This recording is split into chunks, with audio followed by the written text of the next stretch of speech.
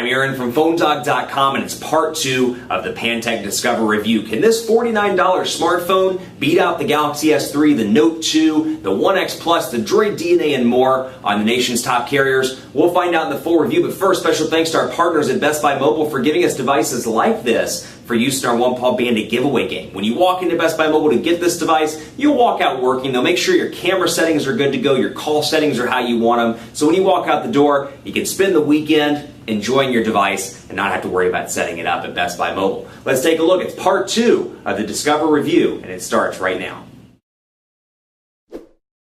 In part 1, we talked about some customizations that come with Pantech's user interface, and we're going to jump off part 2 with that as well. So you can see, Pantech's user interface, it may not be as fleshed out as Sense UI or TouchWiz that comes with HTC or Samsung devices, but there are some unique features I really like on their user interface, and given how young and, comparatively speaking, less mature it is, I'm really impressed with some of these features. One of those is the recent applications area where you've got shortcuts to music, notepad, and video. So all I have to do is click on notepad, and it brings up a notepad in kind of a multitasking form here. So I can input text, just like that, and then when I want to get rid of it, I can save it, I can add a new one, or I can minimize it or maximize it. So it's bringing some sort of multitasking to the table here, and I should be able to move back and forth, like you see there, with my note right there on the front of the display. So I can continue to do stuff in the background and then get rid of it when I'm done. I like the music shortcuts as well. So really some creative, well thought out things on this device, and keeping in mind, and we talked about this in part 1, but keeping in mind that this is $50,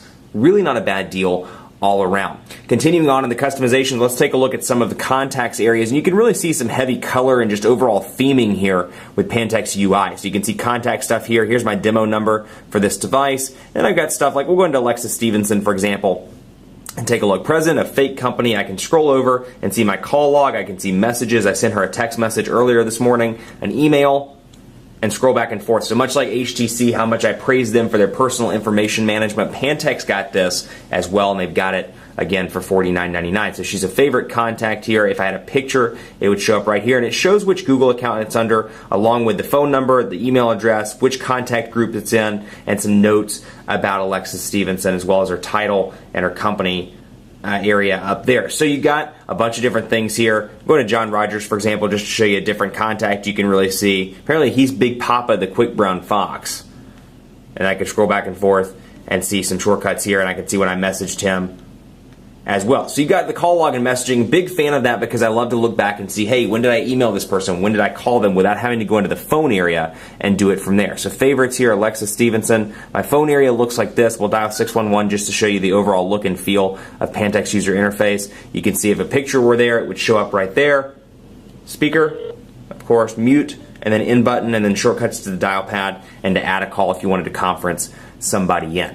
Let's take a look at the camera here. 12.6 megapixel camera, 1080p HD video recording, and not to spoil it, it's not the best camera in the world by any means. Really impressed that they have 12.6 megapixels. It's going to be good from a selling perspective, but still, while the image is decent for a $50 camera, it's not the best in the world by any means. So we'll come down here and take a look at this I took earlier. I was just taking some notes about this device, and you can see when I zoom in, and I can swipe back and forth. As I showed in part 1, there's some motion things you can do, which makes it really annoying when you're actually trying to stay on one picture. But you can see here, when zoomed in, it's a little bit grainy, and that's not the best performance test by any means, but I can tell you that in comparison to other devices on the market, the Droid DNA, the One X Plus, these devices with the image sense chip, or Samsung's Galaxy S3 and Note 2, not to mention the iPhone 5, there are some image discrepancies here. So keep that in mind. But again, $49.99 is a decent camera. It's going to get you by just fine if imaging is not your primary concern.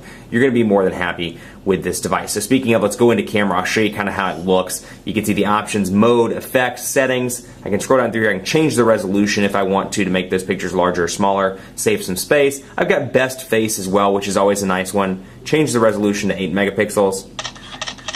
And you know what, I can take pictures back and forth, and we can find the best face. If I'm taking a picture of my family or a group or whatever the case may be, I can select and save the picture from there. So again, these features, these are features we see on these devices that are $199. But when you realize, again, and I keep trying to hammer this point home, when you realize that this device is $49, you're like, you know what, you get some of the nice features and you save some loot to boot. So say that 3 times fast. Save some loot to boot. Let me show you this as well. Let's go into gallery, and let's see what we've got here in terms of videos. I want to show you the 720p display here. And we'll turn the sound up as well so you can hear the stereo speakers. Stereo speakers on the left and right, really a nice sound quality. And again, keeping in mind, when I think about the price point of this device, I'm like, hey, this is not bad at all. The image looks really nice.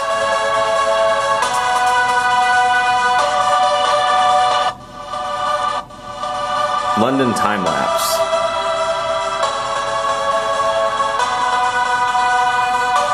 And so you can see I've actually been right there. Very pretty. So you can see 720p, you know, again, really nice image quality. The stereo sound sounds fantastic. Let's jump in and do some quick speed tests as well. We'll go into quadrant standard and see how this performs on that, keeping in mind it's got a dual-core Snapdragon S4 CPU. Call quality overall has been pretty impressive. I took it to an AT&T, I wouldn't say dead spot, but an area where AT&T is known to be kind of shaky, just above my office in North Dallas, and I've been relatively impressed with the coverage. The earpiece volume is nice and loud. The thing that I'm running into, even with battery life, it's not too bad at all. It's a 2,100 milliamp hour battery. 4G LTE takes a little bit of a toll, but I'd find that for me, with my use cases, moderate use, what I would consider to be texting, browsing, email, and web, downloading apps, I got about 13 hours, 12 to 13 hours with moderate use. Now, obviously, your usage is going to change. It's really kind of a subjective metric when you really look at it, because my use patterns aren't your use patterns, but still, I'd say you're going to be able to make it through the day with this device with moderate use. You get into heavy use, you may want that charger, but the good thing is it's a removable battery, so you can pull out the battery, and if you've got a spare,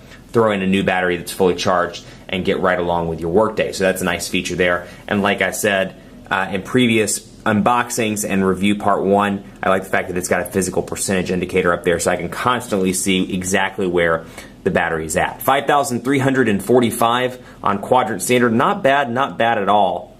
And then with speed test, I'm going to tools, we're going to throw this over to megabits per second. We're going to agree, and it's got a Missouri server, but we'll see if it'll lock on after this test to Dallas. But you can see AT&T, they don't really give a download and an upload kind of window like Verizon does, but I found it obviously to be very impressive. AT&T is obviously very strong in the Dallas Metroplex. 16 megabits per second on the download. I've seen this as high as 35 megabits per second. Upload speed's about 10 megabits per second. Let's see what we've got here with servers.